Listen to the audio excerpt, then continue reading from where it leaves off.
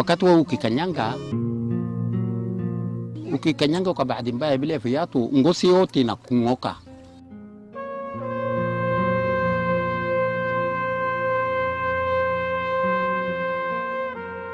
Daktari aliniambia ni lazima hiyo titi yangu yote itolewe kwa sababu iko na shida.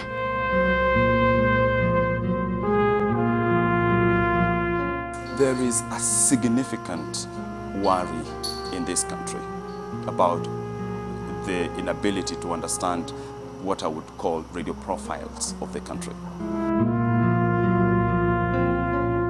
When temperatures are high here, you get a number of people complaining of cancer, and when it's raining season.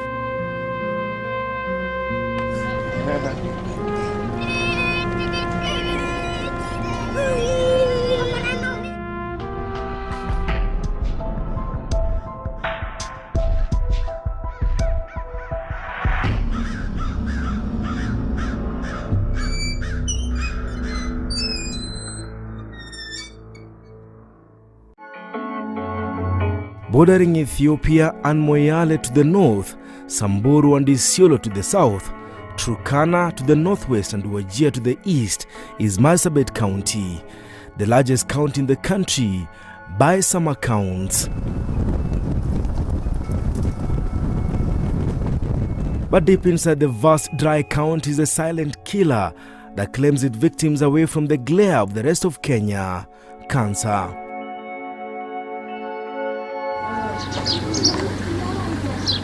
At Karigi Center, home to at least 8,000, cancer has claimed the lives of 38 people as of 2009, and the number is growing. It is a trend that has plagued this area for close to 2 decades now. When I came here 2003, I stayed almost for 2 years. Then I started receiving patients with complaints of difficulty in swallowing, difficulty in eating, and the patients are complaining of losing weight, a lot of pain, chest pains and throat pain. And after treating them with no improvement, I decided to refer them to the nearest hospital, which is Marsabit. Assunta is the face of the government in Karigi town, a town 100 kilometers and more from Marsabit town.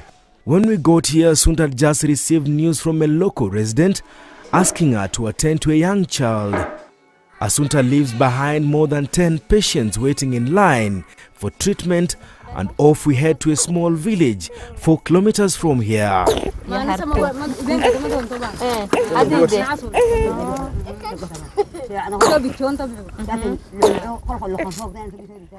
We come face to face with the first among the many cases of cancer in Kargi. The mother tells us she noticed her baby's belly had started swelling and her child was wasting away. The child was diagnosed with the cancer of the stomach. The amount of money needed to contain the rapid spread of the cancerous cells was simply too much for the mother. The child is only 3 years old, but the mother knows she has to prepare for the worst. The mother is too distraught to speak to us and tells Assunta, a government nurse from Karigi Medical Dispensary, that the condition of her child has worsened since she returned home from Meru, where she had gone to seek for medical help. A trip, she says, was not successful. The mother had no choice but to return home to Karigi. The mother says she cannot raise any more funds to save her dying child. Very hard. When I touched the child's stomach, I could feel the growing tumor. The pain evident in the eyes of the child.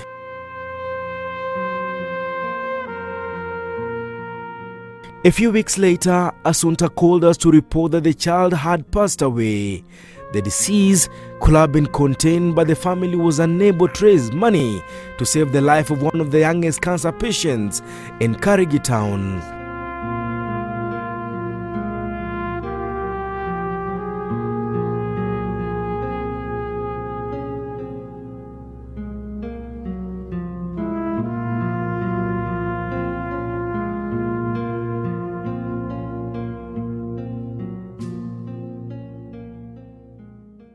have 15 villages around the facility. All the villages are affected. There is no single village that was not affected. Even in the center of the town, there are people who have died of cancer. Mtu hiyo kulipa transport, hata kuna wale hawana kitu hapo kula leo usiku. Wanasaidiwa na projects, wanasaidiwa na relief food, tegemeo yao kubwa ni hiyo. Na wale huwa wanapata, wengine wao hana bwana na watoto wao ni wachanga.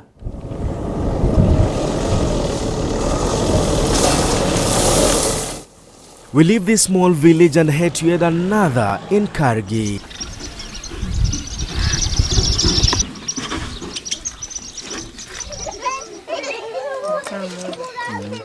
Inside this small manyata is yet another cancer story.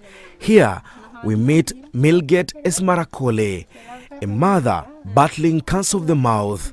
According to her, it began with something strange growing in her mouth.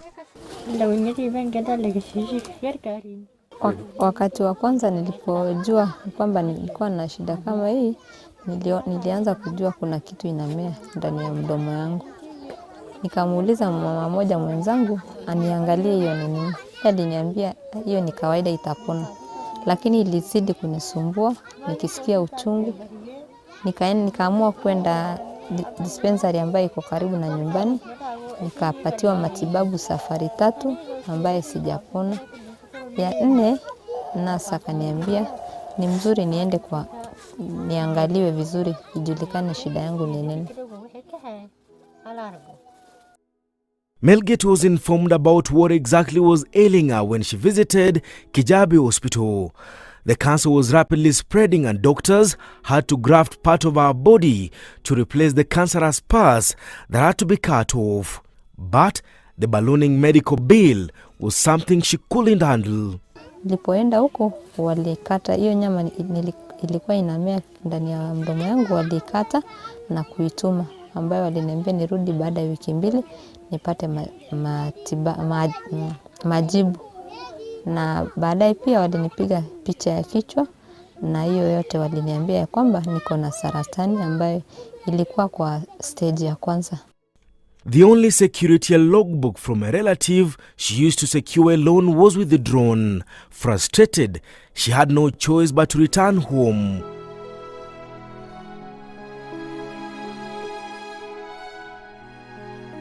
Safari ya pili tena niliporudi nyumbani, hiyo mahali tu ilianza kuwa na kinonda ambayo inatoka na uzaa na damu, na uchungu ilinizidia. Nikaamua tena nirudi niende nionekane kama ni hiyo saratani ndio imerudi.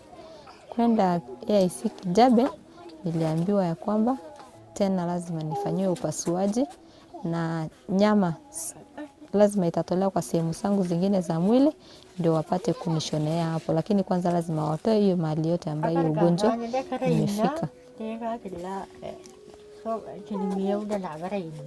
Kutoka hapo niliambiwa wanataka 1,300. She died a few months later.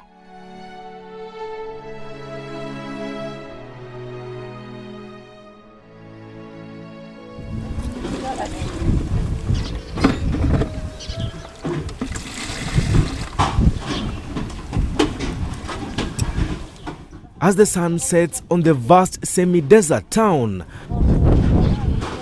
graves that dot the villages here have become a constant reminder of a ravaging condition that is threatening the very livelihoods of the population here.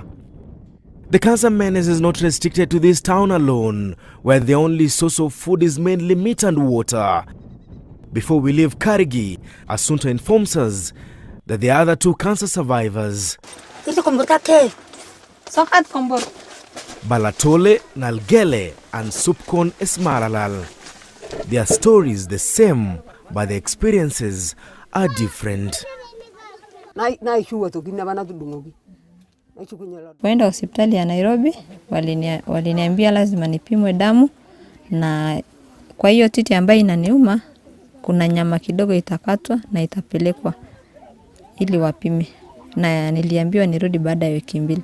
Baada ya wiki 2 niliporudi waliniambia ni saratani ndio inaanza, iko kwa stage ya kwanza, na nisipokubali itolewe itatapakaa kwa mwili ingine mzima. Nilikubali nitolewe ndio nipate kuishi, na sasa naendelea vizuri. Wakati wa kwanza nilianza kushindwa kufanya kazi ya nyumbani. Ninajisikia kama nasikia kisungusungu, nasikia kama nataka kuzimia. Baada ya wiki 2 nikaona titi ya upande ya kulia inaanza kuvimba, kuna uvimbe kidogo, na hapo awali sikuwa nayo. The two are now aging mothers and grandmothers to several grandsons and daughters. The two have had their breasts cut to stop the rapid spread of cancer in their bodies. Tumeshindwa kujua kwa sababu hatuna vifaa vya kutosha ya kupima kujua ni nini ndio inasababisha. So tunaashwa tu tukijiuliza, je, ni chakula ambaye tunakula ndio inatuletea hii shida? Ni maji ambaye tunakunywa ndio inatuletea hii shida? Ama ni hali ya hewa? Hatujui. Tumeashwa na maswali mengi, na tungetaka watu wengine wale wako na vifaa kama hivyo wakuje wafanye research ndio tujue shida ama aswa ni nini inasababisha, ndio hata sisi wenyewe tukae tukijua, na pia tupate kujua suluhisho ni nini, ndio watu wasiendelee kufa na mzigo isiache kuwa kwa familia.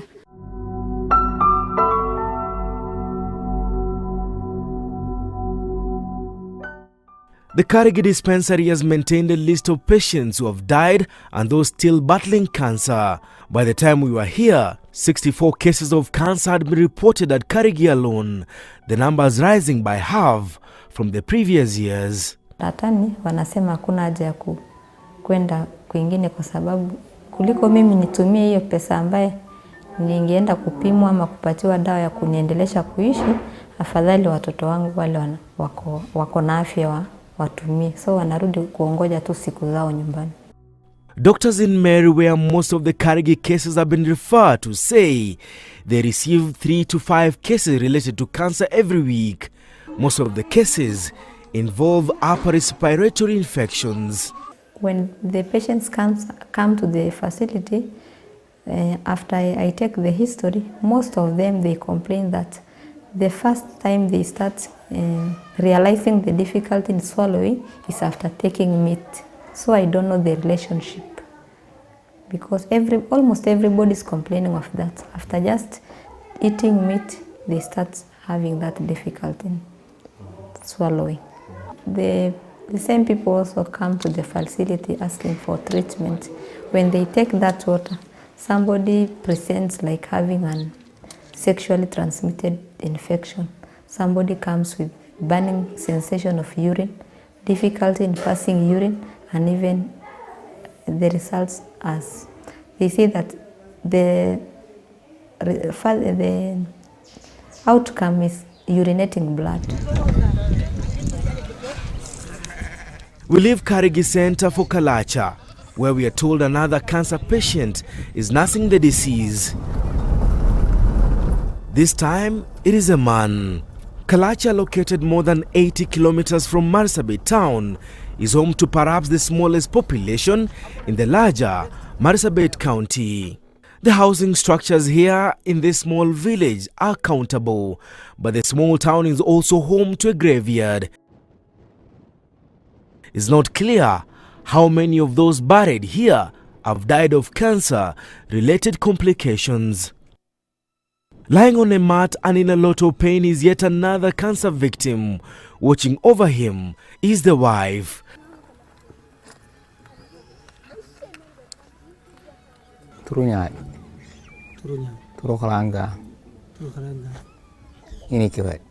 They said they needed part of my growing tumor in my throat cut, but I refused.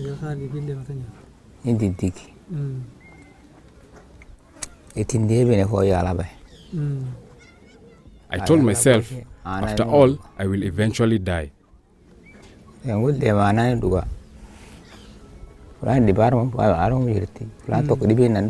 said they cannot help me out. I decided to return home.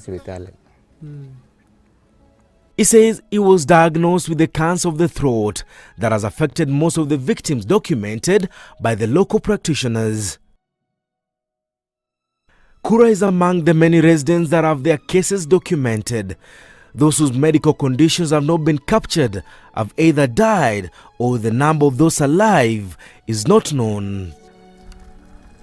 The fact that the cancer appears to be targeting older people more than the younger ones has raised fears that it's more than genetic. Nina shaka, tumefikiria mambo mingi, tumesema ni maji, tumesema ni chakula, tumesema ni chemical ambayo tunatumia tofauti, tumesema ni maziwa ya mali kwa sababu tunadunga wanyama shindano, tunasema ni hizi. Tumeshuku. We are not expert, lakini tumejaribu kufikiria mambo mingi. Something they're either eating or drinking is driving the cancer cases. And in the fields of Karigi lies the first suspects.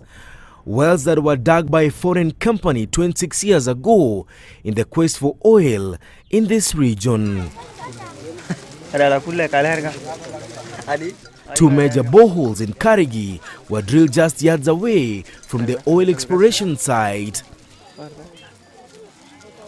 In the wake of suspicion that something toxic may have been dumped here, a government report recommended the closing of all major wells used by locals for drawing water for domestic use. But that has not happened for the last 5 years. Na kuna pia mzungu mwingine alikuwa anaitwa Bill. Alichukua pia ya maji kupima, alituambia kuna arsenic nyingi kwa maji yetu. Na pia kuna watu wengine pia walipima maji wakatuambia iko na mercury content mingi. Na kulingana na vile tunajua mercury ni corrosive sana. So kama hiyo maji yetu iko na mercury mingi, hiyo inaweza kuwa ni sababu moja ya watu kuwa na kansa ya shingo na ya tumbo, kwa sababu tunakunywa hiyo maji, tunatumia hiyo maji kupikia. The report recommended that the residents find alternative water points for their animals and for personal consumption. But to date, dozens continue to fall ill. The numbers are rapidly rising and at a very dangerous pace. It is not just the people who have borne the brunt of this environmental pollution. In the year 2000, some strange occurrence jolted locals of Karigi and had them talking for several days and weeks. At least 2,000 livestock died hours after drinking water from this borehole that hasn't been shut down. The government conducted investigations into the sudden death of animals and had put the figure at 600 as the number of animals that had died. The government blamed high levels of salt in water, but did not fail to mention that the water contained high levels of chemical concentration. After the break, we return to Chalbi Desert, where some of the wells are located, as we seek expert opinion on water movement in times of heavy rains and the connection that might exist between the spiraling cases of cancer and the only source of water for the residents, the boreholes of Karigi.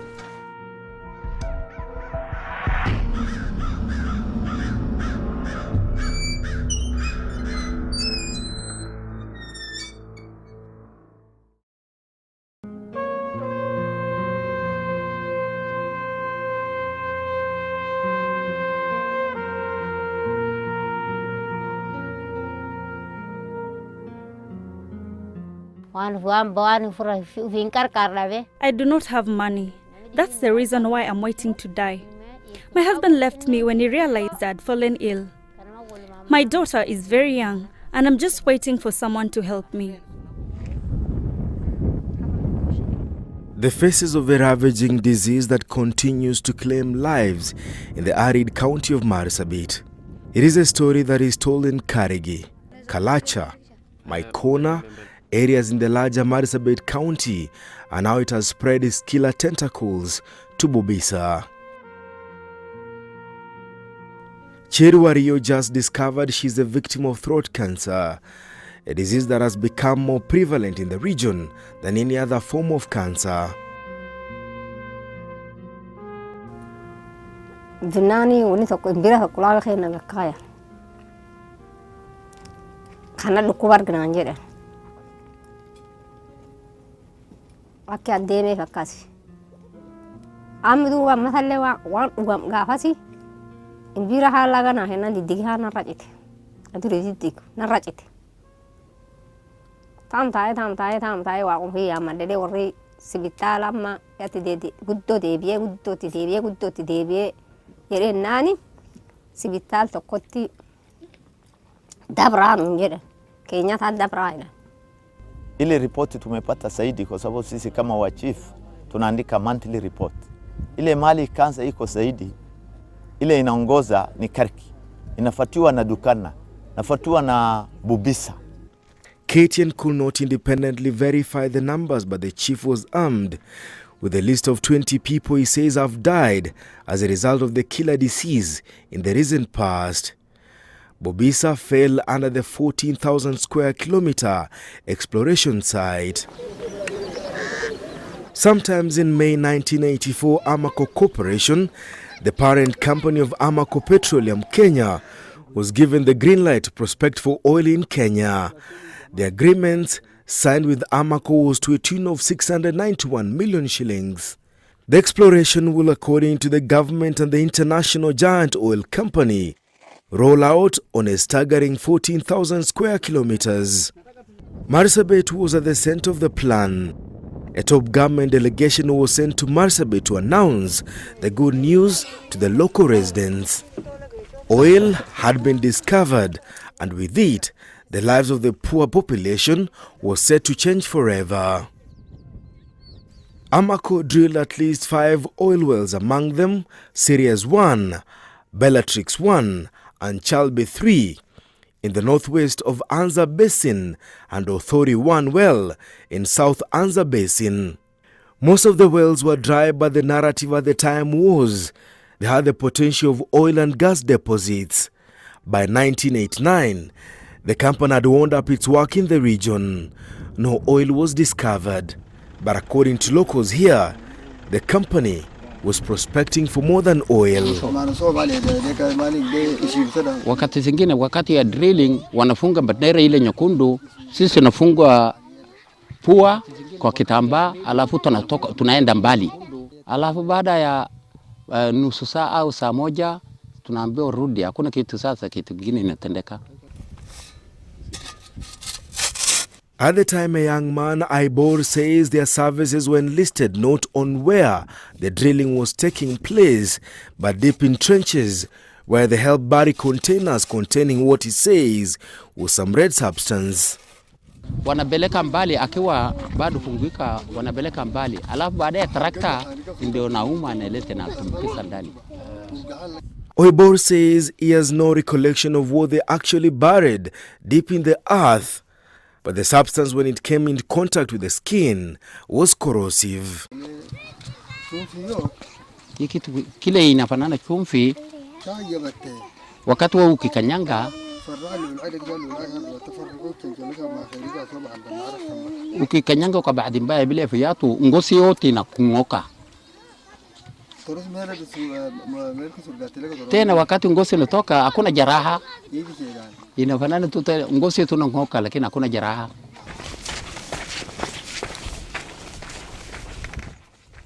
We walk with Ibor in the sweltering heat and approximately 5 kilometers from Karigi's center to one of the sites where Amaco sank one of the oil wells.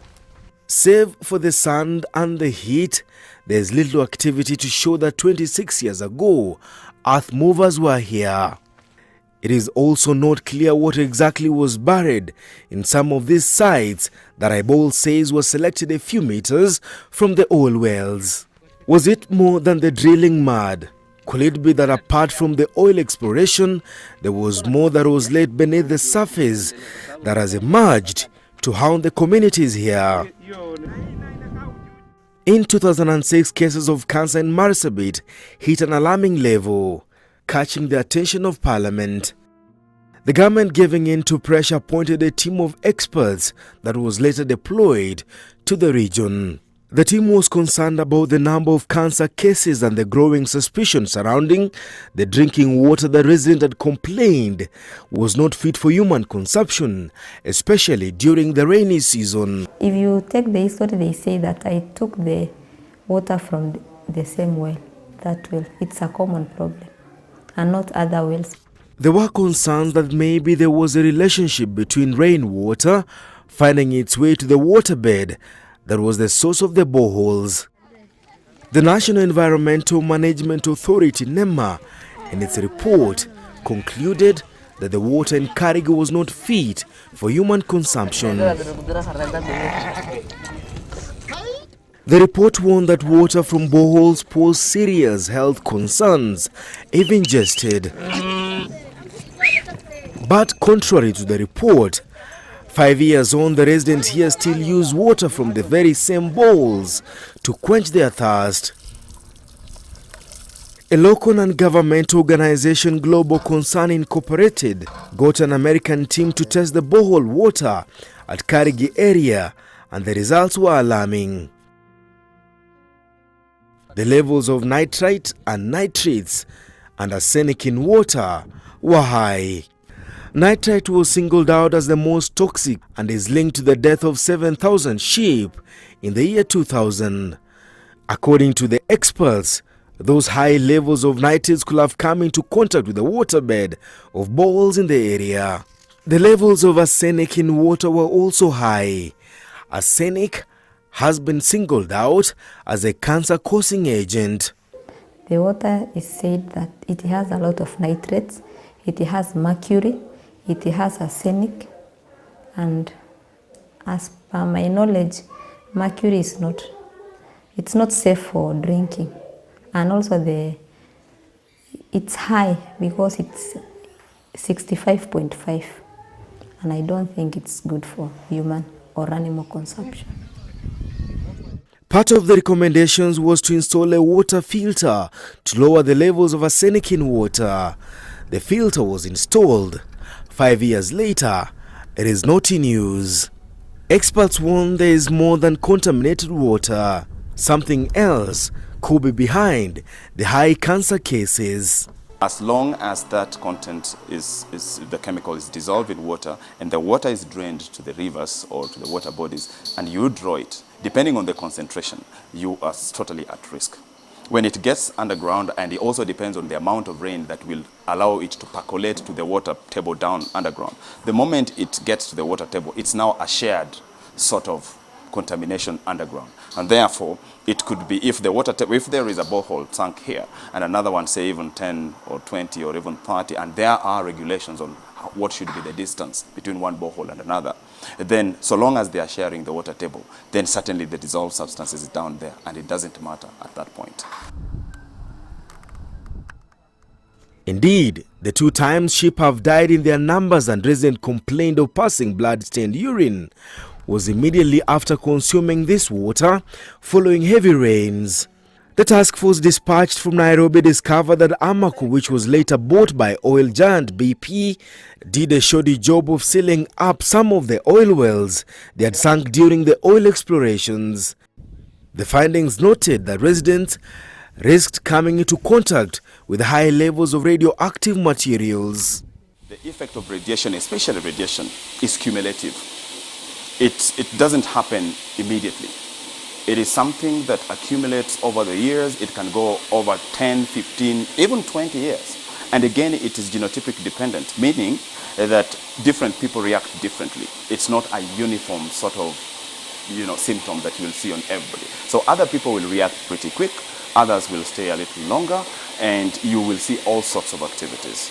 So yes, WHO and International, Radiation Board that controls the activities about radiation in the world certainly recommend that human beings that are not working in radioactive environment as part of their occupation should not be exposed to certain levels of ionizing radiation. Because if you do, then you are at a risk of, succumbing to cancer at different time points. The team was concerned about the presence of a white substance around the well. Locals had also, after some time, abandoned grazing their livestock near the area. When we visited Bellatrix 1, the well was still exposed. Nearby, still some form of activity, the white substance still visible around the well. NEMA faulted the government agencies for not heading back to the site to ascertain that exposed soil was properly returned to its original position. Sirius 1, another well sunk by BP, is properly sealed, and around it there is no sign of the white substance that locals at some point noticed their livestock had ingested while grazing near the well. And you don't have a deliberate mechanism to seal off this following extraction or excavation, then that is where the risk is. In the middle of Chalbi Desert is Chalbi 3 oil well, sunk by the American company Amoco. Villagers were only allowed to dig the trenches. The burying of sacks and boxes containing substances was only done by the foreigners. Years later, the white substance behind me has been the result. Residents here say after several years they dug up the buried items. The residents were apparently curious to know what exactly was placed there. The results are empty containers, metals and other hardware, and water the residents here say never dries up for decades now. Where the water's made its way, there's a white substance. Residents say they came across containers, huge canvas materials that they carted away and used the same to cover their manyatas from the scorching sun. The government task force does not make mention of the water and the haphazard way the materials have been strewn all over the desert surface. Nothing exists to suggest that there was any effort made to make sure the well were properly sealed after residents raided the site and carted away materials. The oil wells are kilometers away from Kargi, Maikona, Kalacha and BUBISA, where cases of cancer are now on the rise. The disease that is now targeting both the young and the old continues unabated to raid homes and villages with wanton destruction. The local dispensary in Karigi continues to receive cancer-related complications. Several government officers who have come here, especially from NEMA, they came here, they took samples of water, but up to now they did not give us any feedback. They told us, they came October 2010 and they said that they'll come after 2 weeks, but up to now we have not got any results or seen anybody back. Na hii kanza sana inaanza na watu wazee, watu wazima, kuanzia 40 years kuelekea mbele. Sio ni watu ile wachanga, watoto hawapati sana ni watu wazima, watu ile zaidi ya miaka 40. Apart from that, a task force recommended that residents of Marsabit be provided with alternative source of water and not from the contaminated boreholes. But if you take the history, they say that I took the water from the same well, that well. It's a common problem, and not other wells, but only one well. Construction of Badeza Dam has since stalled, leaving the residents at the mercy of water described as harmful. Some of the wells still stand. Cancer cases continue to be reported, and with the stretched medical facility, the plight of the residents of Karigi, Maikona, BUBISA, Kalacha and many other villages might not be well documented.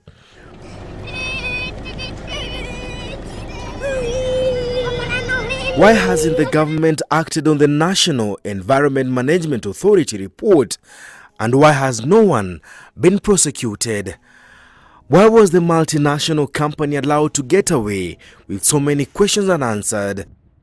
We tried getting Amaco Kenya's side of the story, but the company no longer exists, having changed its name and identity. The warning from NEMA the residents get alternative source of safe drinking water appears to have been ignored. The government was to set up a proper communication channel to document rising cases of cancer, but that too has not happened. The Interministerial Task Force was supposed to return to KURA with their findings, but they are yet to arrive here a decade on. For now, residents have an idea of what is killing them, but they do not know how to contain it. Maombi yetu zaidi kwa kila njia, tunataka serikali yetu watafute wataalamu, watafute njia wananchi wanasaidika. Sababu wamekuwa na wasiwasi. Wanasema serikali ina maarifa, ina nguvu, ina mkono mrefu. Wanakuja kwetu. Ni namna gani hii ugonjwa? Serikali imeshinda kila kitu. Ni namna gani mambo ya kansa ambaye ametuadhiri zaidi imeshinda kuonekana ama kutafutwa? Nothing is happening. It seems that we are not Kenyans and we don't know why. And so families like this continue to wait for help that may never come. And every month more graves continue to add on to what is now Kenya's desert of death. Dennis Onsarigo, KTN.